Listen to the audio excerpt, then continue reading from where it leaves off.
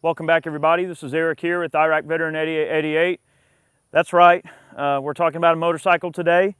A little bit outside the norm, but I thought this would merit maybe a little bit special circumstance because it is somewhat gun related, all right? So we thought we would talk about this little Swiss Condor A350.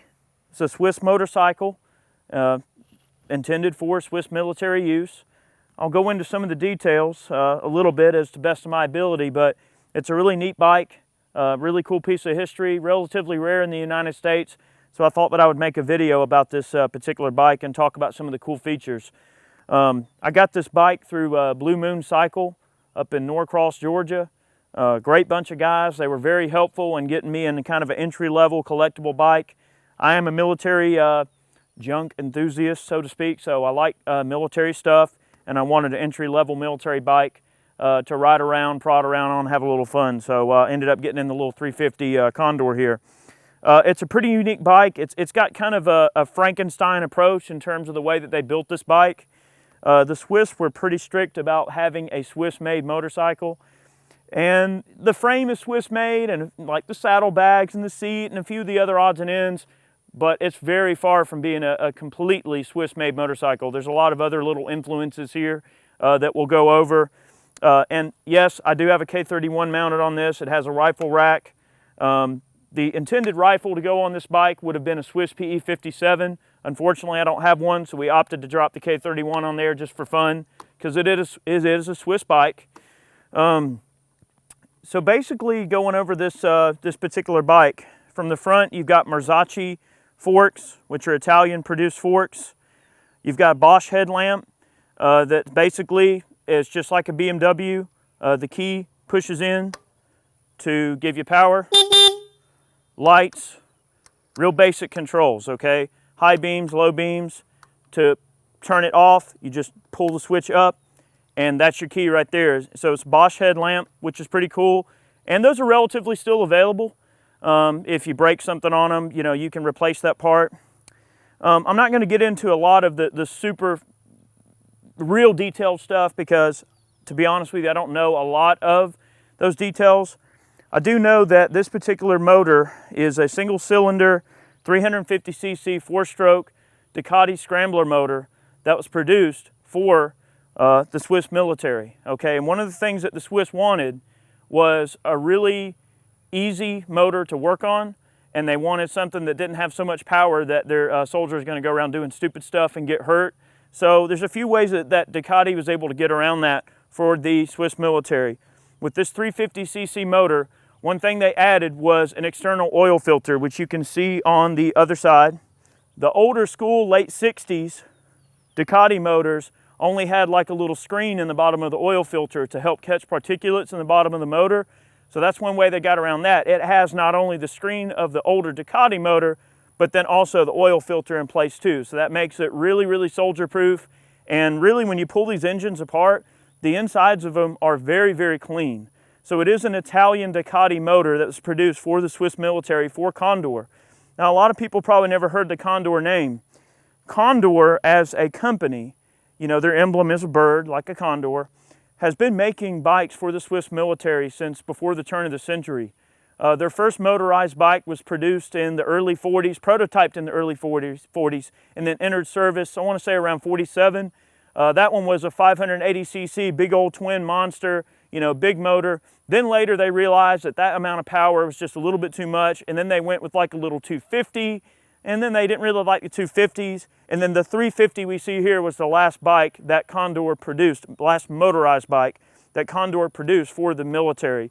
Between 1973 and 1978, they produced 3,000 of these motorcycles for the Swiss military. In the mid to late 90s, there were still about 1,500 of these in service. They replaced them with a little single boxer BMW 650 of some sort. I don't remember the exact nomenclature of that bike, but it has been replaced by a 650cc BMW in service now.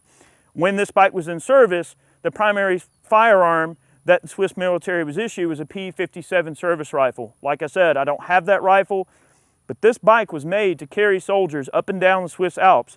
There's two rifle mounts, one on each side of the bike. You've got your saddlebags, Early saddlebags on this bike were leather, and they found those to not hold up too well to the snow and moisture, so they opted for this kind of like rubbery material that holds up a little bit better than the rubber. One thing that they did different on this bike as well for the engine is not only did they add the external oil filter, but also the carburetor is a 27 millimeter carburetor as opposed to a 29 that they put on the older Ducatis.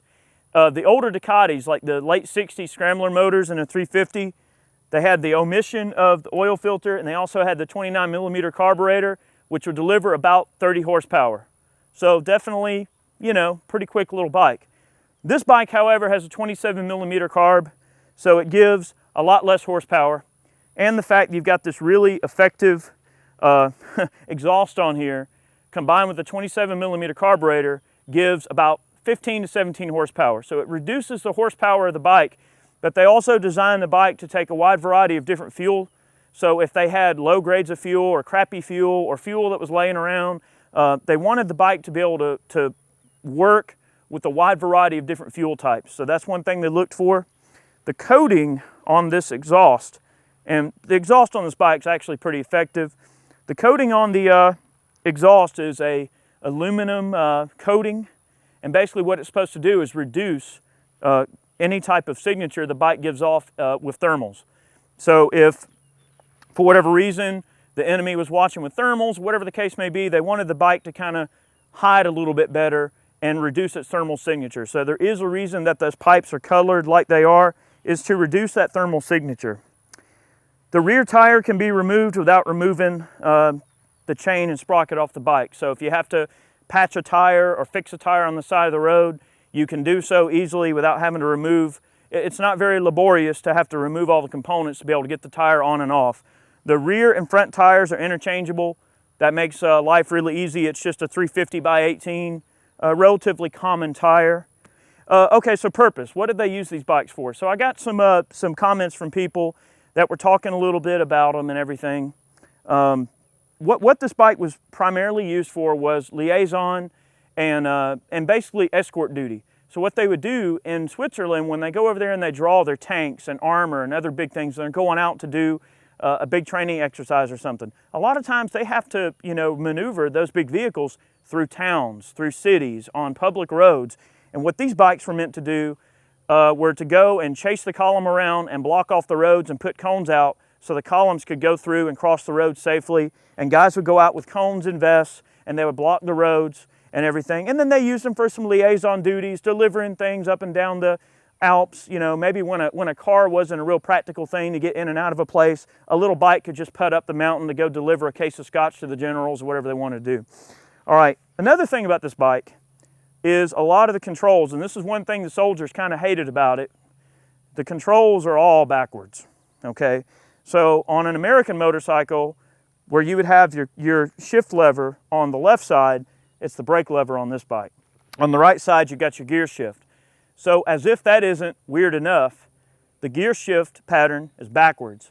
So instead of being 1 down and 4 up, it's 1 up and 5 down, or 4 down.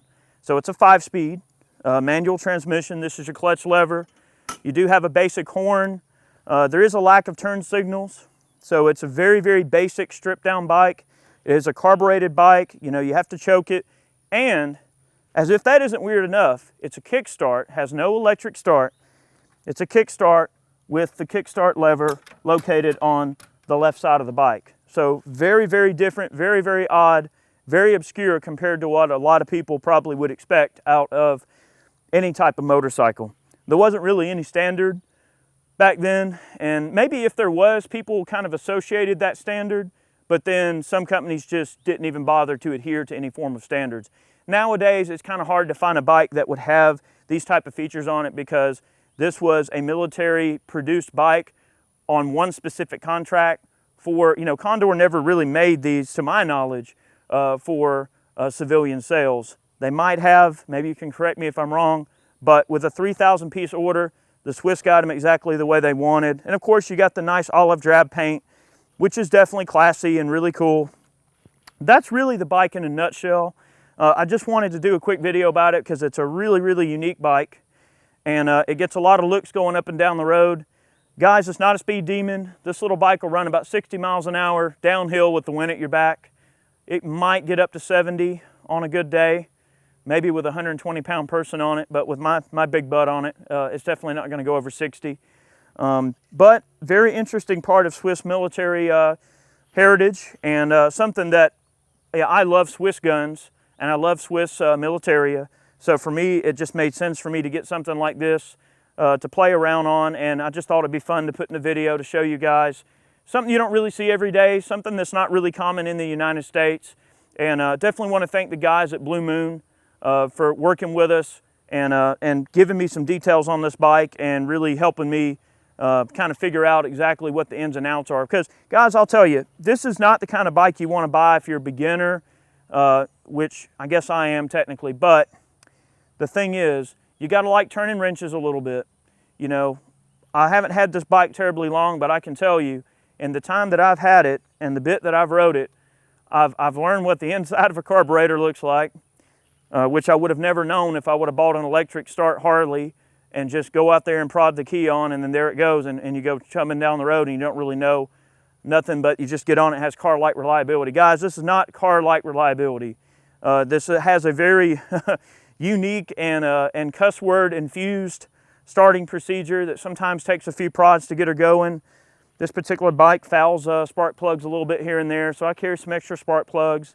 You know, guys, it's not a bike you're going to take, 500 miles, but it definitely is a fun one to go cruise around on the back roads, go to the range, do some shooting, a little bit of off-road playing. It's not going to break any speed records, but you're definitely going to look cool doing it.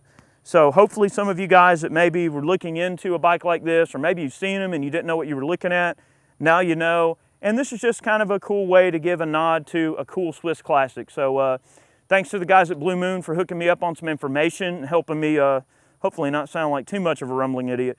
And guys, let me know if you like these military bikes. We have access to some really cool stuff up at Blue Moon, and they've offered to allow us to go up there and show off some neat things if you'd like. So let me know if you like this type of stuff, if you like seeing military vehicles, military motorcycles, and the guns that go with them. Well, this one's not the correct one, but hey, I'm sure a K31 rode on one from time to time. But if you like this kind of stuff, let me know, and we'll do more of these. So anyway, thank you very much. Appreciate the support. We'll catch you next time.